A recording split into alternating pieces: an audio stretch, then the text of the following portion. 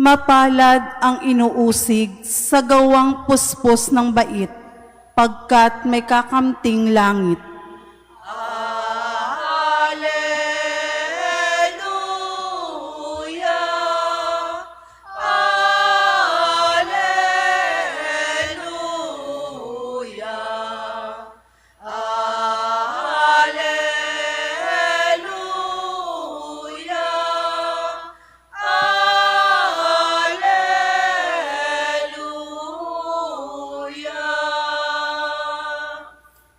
Sumainyo ang Panginoon. At sumaiyo rin. Ang mabuting balita ng Panginoon ayon kay San Marcos. Papuri sa iyo, Panginoon.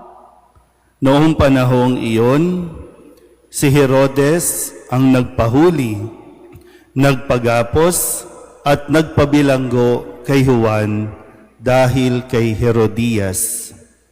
Ang babaeng ito'y asawa ni Felipe, na kapatid ni Herodes, ngunit kinakasama niya.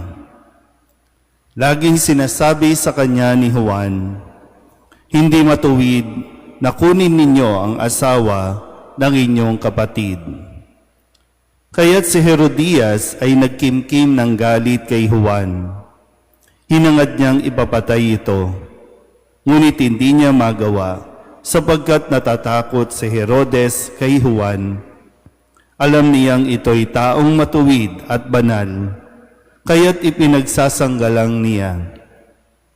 Gustong-gusto niyang makinig kay Juan, bagamat labis siyang nababagabag sa mga sinasabi nito. Sa wakas, ay nagkaroon ng pagkakataon si Herodias nang anyayahan ni Herodes sa kanyang kaarawan ang kanyang mga kapatid, mga pinuno, mga kagawad, mga pinuno ng hukbo at ang mga pangunahing mamamayan ng Galilea. Pumasok ang anak na babae ni Herodias at nagsayaw. Labis na nasiyahan si Herodes at ang mga panauhin, kaya't sinabi ng hari sa dalaga, "Hingin mo sa akin ang anumang ibig mo at ibibigay ko sa iyo." At naisumpa pa niyang ibibigay kahit ang kalahati ng kanyang kaharian kung ito ang hihilingin. Lumabas ang dalaga at tinanong ang kanyang ina, "Ano ang hihingin ko?" "Ang ulo ni Juan Bautista," sagot ng ina. Dali-daling nagbalik ang dalaga sa kinaroroonan ng hari. "Ang ibig ko po'y ibigay ninyo sa akin ngayon din sa isang pinggan ang ulo ni Juan Bautista," sabi niya. Labis na nalungkot ang hari, ngunit dahil sa kanyang sumpa na narinig ng kanyang mga panauhin, hindi niya matanggihan ang dalaga.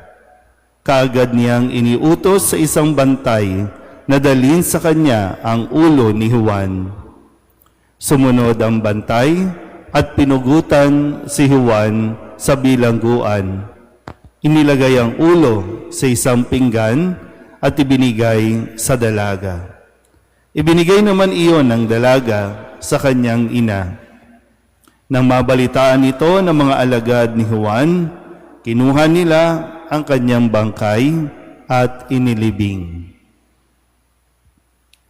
Ang mabuting balita ng Panginoon. Pinupuri ka namin, Panginoong Hesukristo.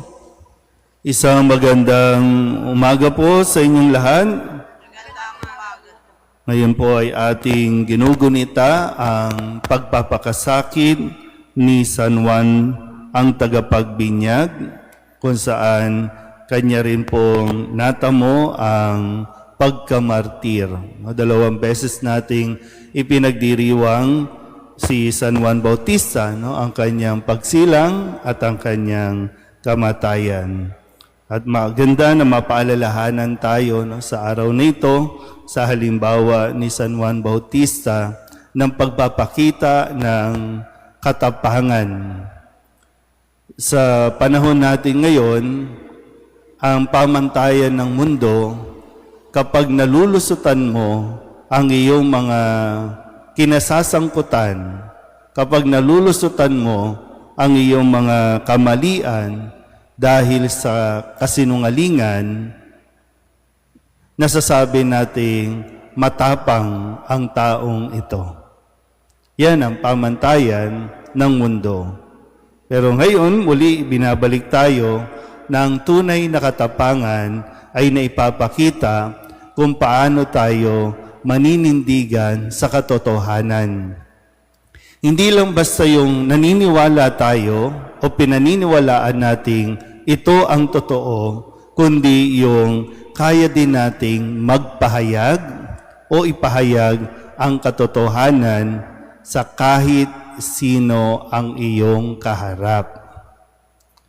Kasi isa ring mga pangyayari sa panahon natin ngayon ay kayang bayaran ang katotohanan para baliktarin ang mga kwento o kaya naman nagiging tama ang mali depende sa kung sino ang tao, kung ano ang estado ng tao sa lipunan. Kaya ngayong sa pahayag ni Propeta Jeremias, no, na kanyang sabihin at ipahayag, magpakatatag ka.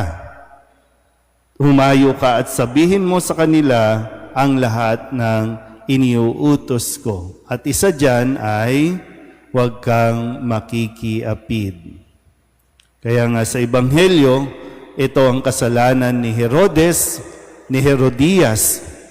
Pero matindi pa, no? Kasi alam mo ng asawa ng kapatid mo, kinakasama mo. Pero dahil nga sa estado nila sa lipunan, may mga katungkulan, kaya walang naninita. Walang gustong magsalita. Sounds familiar ba?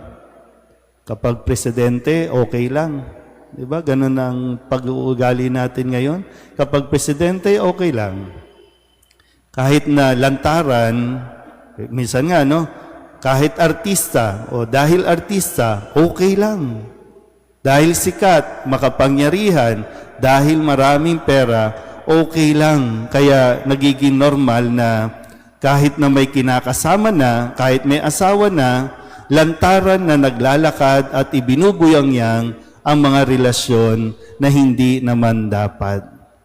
Wala na yung pagiging discreet ba o kaya yung delikadesa na alam naman nating hindi ka ang asawa, alam mo namang may asawa ka, pero kung, di ba, ito yung nangyayari na ginagawa natin normal at para nga, di ba, ang isang paraan na ginagawa ng mga mambabatas natin, sige, para walang problema, di magkaroon tayo ng divorce.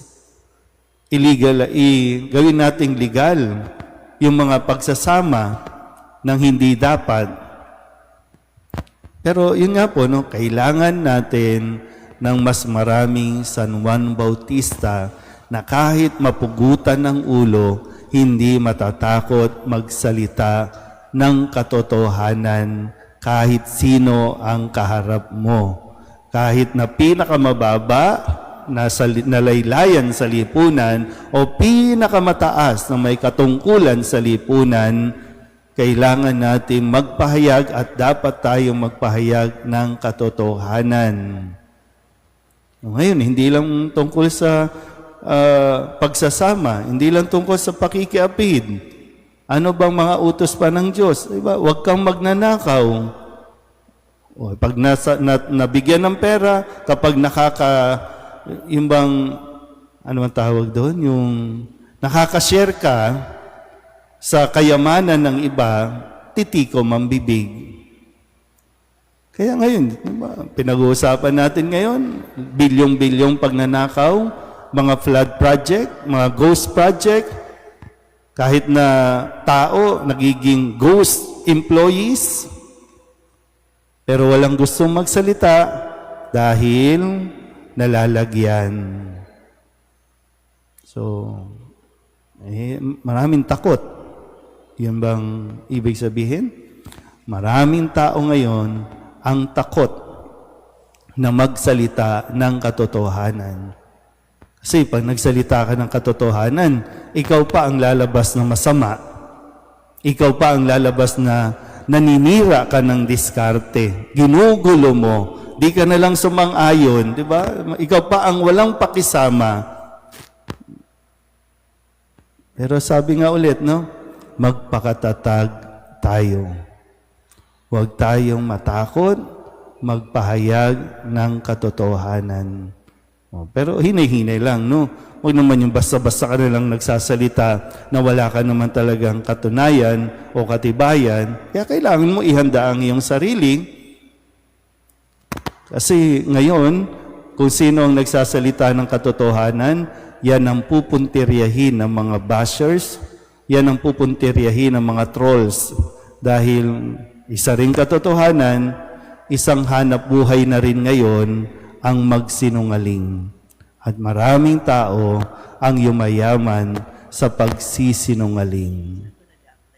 Kaya nawa, muli sa katulad ni San Juan Bautista, maging matapang tayo sa pagpapahayag ng katotohanan kahit pugutan pa tayo ng ulo. Amen.